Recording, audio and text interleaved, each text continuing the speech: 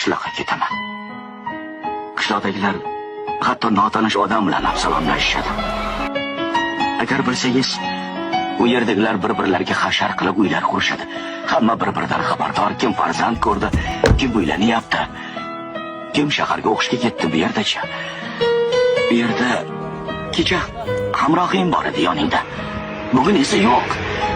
Butun boshli odam yo'q. Senga aloqasi yo'q. Ammo kim qanday kiyingan? Qanaqa mashinasi bor?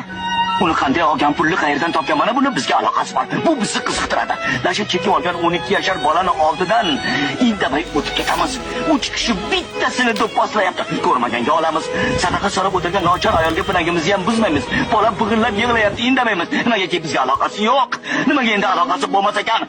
Nimaga deb so'rasangiz, zamon shunaqa deyishadi. Zamonni bunga nima aloqasi bor? O'zimiz shunaqa bo'lib ketganmiz, o'zimiz.